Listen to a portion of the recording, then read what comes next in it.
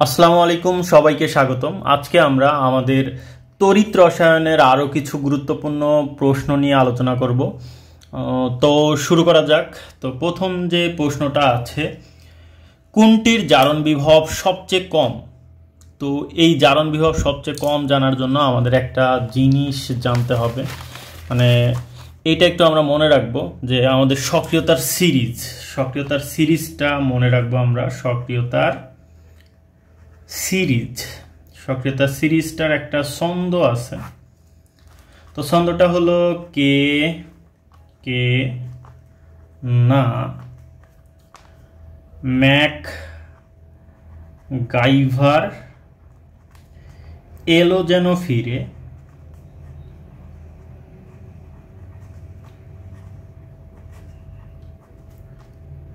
সোনা পাবি হায়,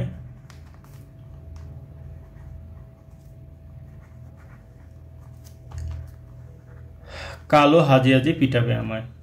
কালো হাজি আজি পিটাবে আমায়। তো সেই ক্ষেত্রে কেতে পটাশিয়াম, তারপরে কেতে ক্যালসিয়াম, নাতে সোডিয়াম প্লাস, ম্যাকগাইভারতে Mg2 প্লাস, অ্যালোতে Al3 প্লাস, জ্যানোতে Zn2 প্লাস, ফিরেতে Fe2 প্লাস, তারপরে সোনাতে Sn2 প্লাস, পাবিতে Pb2 প্লাস, হায়তে H প্লাস, কালোতে Cu2 প্লাস, হাজিতে Hg2 প্লাস, আজিতে Ag প্লাস, পিটাবেতে Pt3 প্লাস, আমায়তে Au3 প্লাস। এভাবে একটু মনে রাখবো। উপর থেকে নিচের দিকে গেলে সক্রিয়তা হ্রাস পায়। তো গত তড়িৎ রসায়নের ক্লাসে আমরা সক্রিয়তার সিরিজের কথা বলছিলাম। তো সেখানে যে কোন আয়নটি সবার আগে চার্জ মুক্ত হবে সেই কথাটা আছে, বা অনেকগুলো এমসিকিউ আছে। তো যে আয়নের সক্রিয়তা সবচেয়ে কম, মানে সক্রিয়তা সিরিজে যে আয়নের অবস্থান যত নিচে, ওই আয়ন তত আগে বা সবার আগে চার্জ মুক্ত হবে বা ক্যাথোডে জমা হবে। আর এটা ছিল হলো ক্যাটায়নের ক্ষেত্রে। আর অ্যানায়নেরটা আমরা একটু মনে রাখবো। অ্যানায়নের হলো নাসায়, নাতে হলো নাইট্রেট আয়ন, সাথে সালফেট আয়ন, হ্যালাইটস বলতে আমাদের নাসায় হ্যালাইটস আছে, মানে এভাবেই একটু মনে রাখবো। হ্যালাইটস বলতে আমাদের F minus, Cl minus, Br minus ও I মাইনাস। আর তারপরে আর একটু মনে রাখবো, নাসায় হ্যালাইটস ও হাইড্রোঅক্সাইড, তার মানে OH মাইনাস। এই দিক থেকে এই দিকে গেলে সক্রিয়তা কি পাবে? হ্রাস পাবে, সক্রিয়তা হ্রাস। তার মানে এই সিরিজটা যদি আমরা মনে রাখি তাহলে আমাদের এই প্রশ্নের অ্যান্সার দেওয়া সহজ। কোনটির জারণ বিভব সবচেয়ে কম? তো একটা জিনিস মনে রাখবো, যার সক্রিয়তা যত কম তার জারণ বিভবের মান সবচেয়ে কম। তাহলে একটা নোট আমরা লিখে রাখবো, যার সক্রিয়তা যত কম,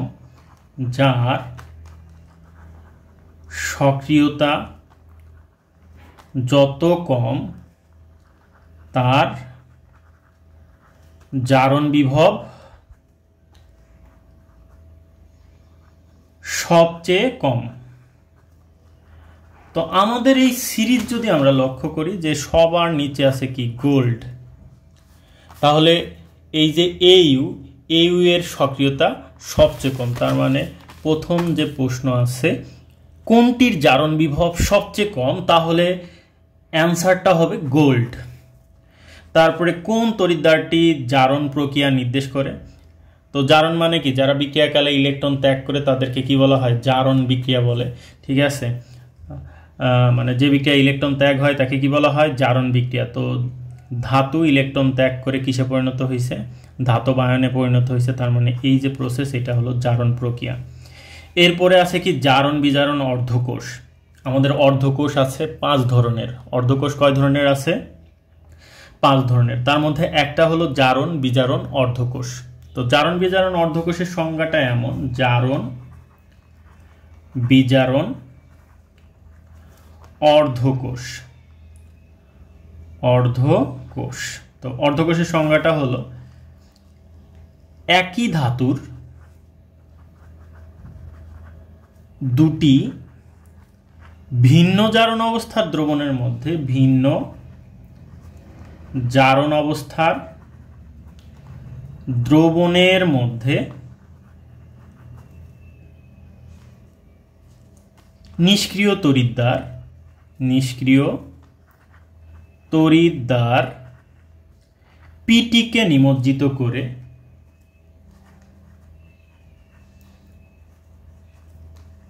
যে অর্ধকোষ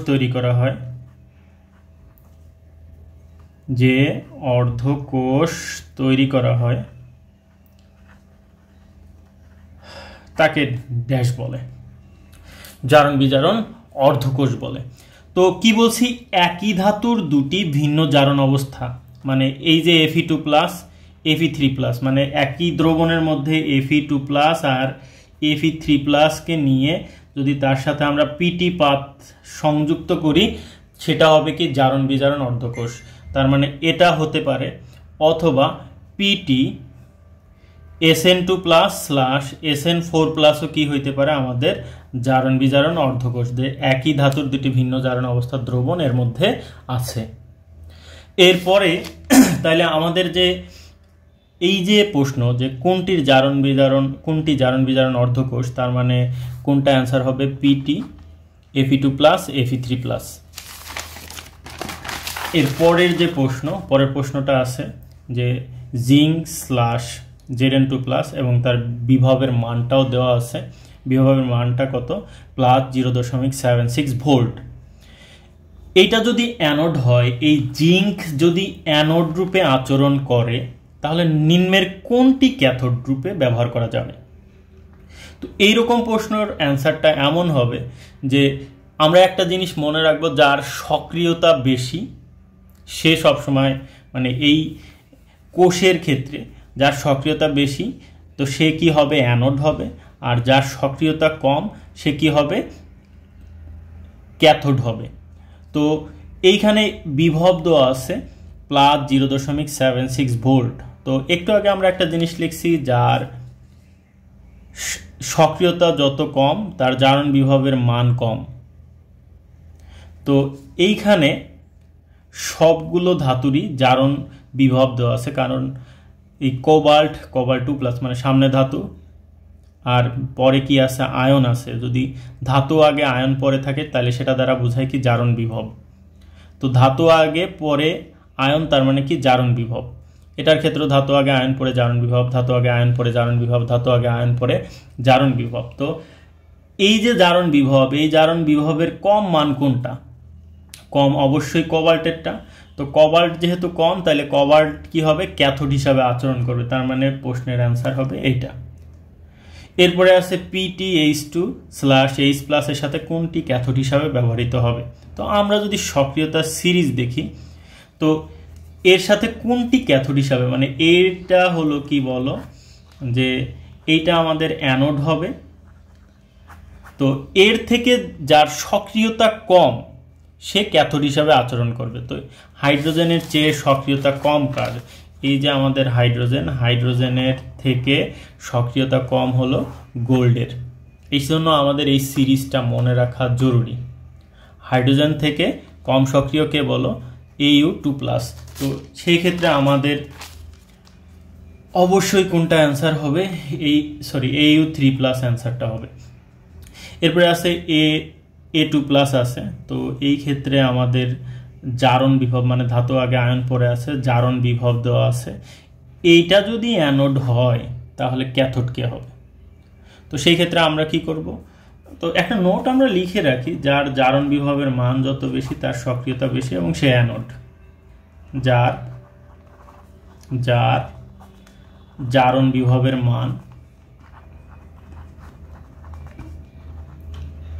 যত বেশি তার সক্রিয়তা বেশি এবং সে কি বলো অ্যানোড। তার মানে এইটার জারণ বিভব দেওয়া আছে প্লাস 0.44 ভোল্ট। তো এর থেকে কম জারণ বিভব কার? তো আমি যদি অপশনগুলো খেয়াল করি, তো অপশনের মধ্যে প্রথম যে অপশনটা আছে সেই অপশনটায় দেওয়া আছে আয়ন আগে ধাতু পরে আছে। যদি আয়ন আগে ধাতু পরে থাকে তার মানে সেটা বিজারণ বিভব। আয়ন আগে ধাতু পরে তার মানে সেটা কি বিভব দেওয়া আছে? বিজারণ বিভব। তার মানে এইটাকে আমি একটু যদি ঘুরিয়ে লিখি, ধাতু আগে আয়ন পরে দিয়ে লিখি, তাহলে বিভবের মান কত হবে? বিভবের মান হবে প্লাস 0.28 ভোল্ট। মানে প্লাস 0.44 ভোল্ট থেকে প্লাস 0.28 ভোল্টের মানটা কি বলো কম। এ কারণে আমাদের অ্যান্সার হবে এটাই, কারণ এইটার জারণ বিভবের মান এটার থেকে কম, তার মানে এর সক্রিয়তা কম। এ কারণে সে কি হবে বলো? ক্যাথোড হবে। যার সক্রিয়তা বেশি সে অ্যানোড, এবং যার জারণ বিভবের মান বেশি তার সক্রিয়তা বেশি। এইটা একটু আমরা মাথায় রাখবো। তো এরপরে যেটা আছে সেটা হলো ক্যালোমেল অর্ধকোষের সংকেত কোনটি? ওই যে 5টা অর্ধকোষের কথা বলছিলাম, তার মধ্যে একটা অর্ধকোষ আছে ধাতু এবং তার অদ্রবণীয় লবণ অর্ধকোষ। ঠিক আছে, তো ধাতু এবং তার অদ্রবণীয় লবণ অর্ধকোষে অদ্রবণীয় লবণ হিসাবে Hg2Cl2 ব্যবহার করা হয়। এটি হলো কি ক্যালোমেল অর্ধকোষ সংকেতে ব্যবহৃত লবণ। এরপরে আছে H2,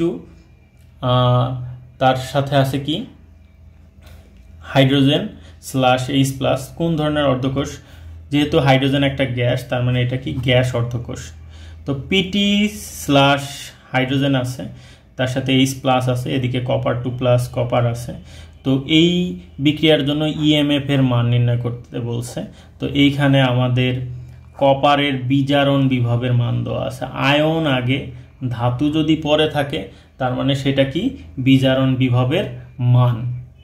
তো একটা জিনিস আমরা মনে রাখবো, হাইড্রোজেনের প্রমাণ বিজারণ বিভব, হাইড্রোজেনের প্রমাণ জারণ বিভব বা বিজারণ বিভব 0 ভোল্ট। হাইড্রোজেনের প্রমাণ জারণ বিভব বা বিজারণ বিভবের মান 0 ভোল্ট। তো আমাদের হাইড্রোজেন এখানে অ্যানোড আছে এবং কপার আছে কি ক্যাথোড। এটা হলো কি অ্যানোড, এটা কি ক্যাথোড। তো অ্যানোডে কি দেওয়া আছে? অ্যানোডে ক্যাথোডে সব সময় কি হয়? বিজারণ হয়। বিজারণ মানে কি রেড হয়, মানে রিডাকশন। আর অ্যানোডে কি হয়? জারণ হয়। জারণ বলতে কি অক্স হয়। তো এইখানে আমার হাইড্রোজেনের অক্স বা রেড যাই থাকুক সেটা কি হবে? সর্বদা 0।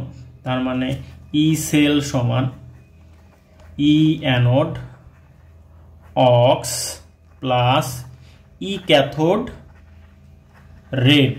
তো সেই ক্ষেত্রে আমাদের ই অ্যানোডের মান কত? হাইড্রোজেনের জারণ বিভবের মান কত? 0 প্লাস কপারের বিজারণ বিভবের মান কত? Plus 0.34 volt.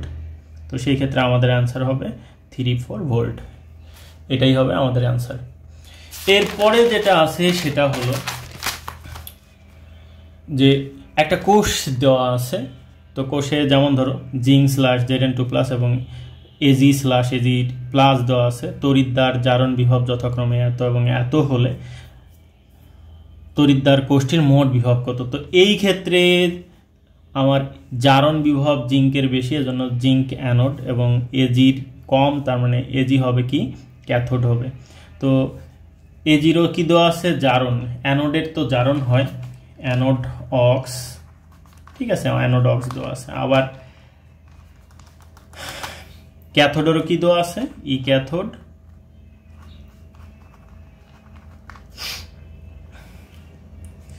ক্যাথোডেরও কি দেওয়া আছে? জারণ বিভব দেওয়া আছে। তো ই ক্যাথোড আমাদের সূত্র হলো অ্যানোড অক্স ক্যাথোড রেড। তো একটু চেঞ্জ করে নিতে হবে, অ্যানোড অক্স, এদিকে এইটারে আমরা যদি অক্স রে রেড রে যদি আমার যেহেতু জারণ বিভব দেওয়া আছে, তো এখানে ই ক্যাথোড অক্স বানাই, তাহলে সামনে একটা মাইনাস চিহ্ন নিয়ে আসতে হবে। যার জারণ বিভব যত তার বিজারণ বিভবও তত, কিন্তু চিহ্ন বিপরীত। তো এখানে মান যদি বসাই তার মানে এখানে আমাদের কত হবে, প্লাস 0.76 মাইনাস 769 ভোল্ট। তো মেবি আমাদের অ্যান্সার হবে 14-15 ক নাম্বার অ্যান্সার হবে। ঠিক আছে। দস্তার পাত্রে ফেরাস সালফেট দ্রবণ রাখলে সৃষ্ট কোষের কোষ বিভব কত হবে? তো দস্তার পাত্রে এরকম পাত্রক্ষয়ের অঙ্ক থাকতে পারে। তো পাত্রক্ষয়ের অঙ্ক, পাত্রে সর্বদা কি, পাত্রটা সর্বদা অ্যানোড, সক্রিয়তা কম বা বেশি হোক সেটা কোনো ম্যাটার না, পাত্র থাকলেই পাত্রটা কি হবে, অ্যানোড। দস্তা মানে জিঙ্কের পাত্রটা অ্যানোড। আর সেই অ্যানোডের মধ্যে কি আছে, ফেরাস সালফেট, মানে দ্রবণটা কি হিসাবে ধরবো আমরা, দ্রবণের আয়নটাকে ক্যাথোড হিসাবে ধরবো। তো অ্যানোডের জারণ বিভব হবে, কিন্তু অ্যানোডের এইখানে কি দেওয়া আছে, বিজারণ, আয়ন আগে ধাতু পরে দেওয়া আছে, আয়ন আগে কি দেওয়া আছে, ধাতু পরে। তো এটার অ্যান্সারটা একটু লিখি, প্লাস 1.529 ভোল্ট। তো এই ক্ষেত্রে আমাকে এটা চেঞ্জ করে কি নিতে হবে, ই অ্যানোড রেড দেওয়া আছে, রেড কত, রেডের মান কত আছে, মাইনাস 0.76 ভোল্ট, কিন্তু অ্যানোডে তো অক্স হয়, এইখান থেকে একটু চেঞ্জ করে নেব, অ্যানোড অক্স, তো চেঞ্জ হলে প্লাস 0.76 ভোল্ট। আর এইদিকে ক্যাথোড হিসাবে যে আয়রন আছে, আয়রনের বিজারণ বিভবই দেওয়া আছে, আয়ন আগে ধাতু পরে আছে, তার মানে বিজারণ বিভব। তো সেই ক্ষেত্রে বিজারণ বিভবের মান কত, মাইনাস 0.44 ভোল্ট। তো এটা কি দেওয়া আছে, রেডই দেওয়া আছে।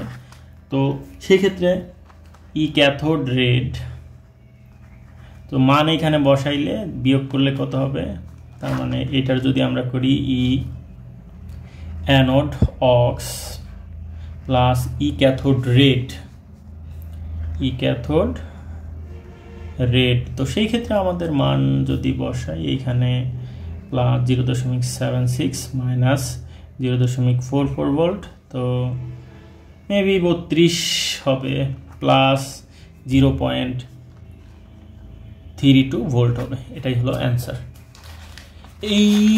এরপরে যে প্রশ্নটা আছে যে জিঙ্ক 2 প্লাস মাঝে ডাবল খাড়া টান এজি প্লাস এজি এর বিভব বাড়ায় কোনটি?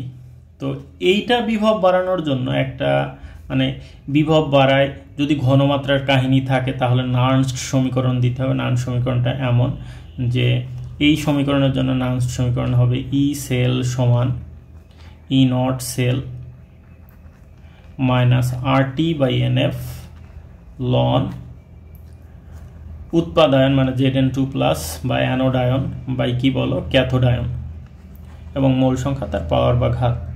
তো এই যে এইটাকে আমরা লগ দিয়েও প্রকাশ করতে পারি, ই নট সেল, অনেক সময় লন না থেকে কি থাকতে পারে, লগ থাকতে পারে। তো লগ আনতে হলে এখানে 2.303 অ্যাড করতে হবে। কত অ্যাড করতে হবে? 2.303 RT/NF লগ, লগটা হলো 10 বেস লগ, তো Zn2 প্লাস এজি প্লাস। তো আমাদের এই উপরের যে মানটা আছে এই মানটা যত ক্ষুদ্র হবে, মানে উপরের মানটা যত ক্ষুদ্র হবে এইখানে আমরা তত ধনাত্মক বড় বড় মান পাবো, মানে বিভবের মানটাও কি হবে তখন বাড়তে থাকবে। তো সেই ক্ষেত্রে আমাদের নিচের মানটা যদি বৃদ্ধি পায়, সরি এই মানটা যত হ্রাস পাবে বিভবের মান তত কি হবে বৃদ্ধি পাবে। আবার এই নিচের মানটা যত বড় হবে তো এই লগের মানটা তত কি হবে ক্ষুদ্র হবে না। তো এজি প্লাস যদি বৃদ্ধি পায় তাহলে সেই ক্ষেত্রে বিভবের মানটা কি হবে বাড়বে। তো সেই ক্ষেত্রে আমাদের অ্যান্সার হবে কোনটা, এজি প্লাস বৃদ্ধি। এরপরে আছে লবণ সেতুতে কোনটি ব্যবহৃত হয়? লবণ সেতুতে সাধারণত পটাশিয়াম নাইট্রেট ব্যবহৃত হয়। পটাশিয়াম নাইট্রেট বা KCl বা অ্যামোনিয়াম নাইট্রেট বা অ্যামোনিয়াম সালফেট ব্যবহৃত হয়। এগুলোই সাধারণত ব্যবহৃত হয়। নির্দেশক তড়িৎদ্বার কয় প্রকার? 2 প্রকার। একটা হলো প্রাইমারি নির্দেশক তড়িৎদ্বার বা মুখ্য নির্দেশক তড়িৎদ্বার, আর অন্যটা হলো কি গৌণ নির্দেশক বা সেকেন্ডারি নির্দেশক তড়িৎদ্বার। তো তড়িৎদ্বার হলো 2 ধরনের, একটা হলো প্রাইমারি আর একটা হলো সেকেন্ডারি। তো প্রাইমারি হিসাবে হাইড্রোজেন গ্যাস অর্ধকোষ ব্যবহার করা হয়, হাইড্রোজেন গ্যাস অর্ধকোষ। আর সেকেন্ডারি হিসাবে ক্যালোমেল অর্ধকোষ।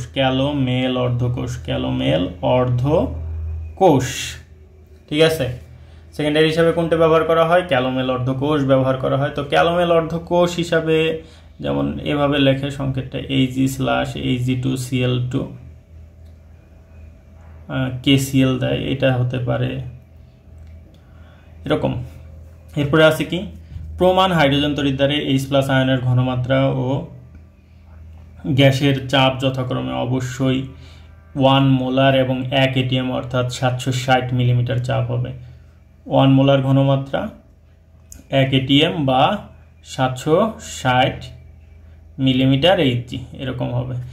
এই হলো অ্যান্সার। তবে এইটা একটু ভালো মতো মনে রাখবো যে Ag+ এর ঘনমাত্রা যদি নিচের আয়নের ঘনমাত্রা বৃদ্ধি পায় তাহলে সেই ক্ষেত্রে এই বিভবের মানটা কিভাবে বৃদ্ধি পাবে, আর উপরের মানটা যদি হ্রাস পায় তাহলে বিভবের মান কিভাবে বৃদ্ধি পাবে। তো আজকে এই পর্যন্তই থাকলো। ভালো থেকো সবাই, আর সবাই একটু বেশি বেশি পড়ালেখা করবা। আল্লাহ ভরসা অনেক ভালো রেজাল্ট হবে।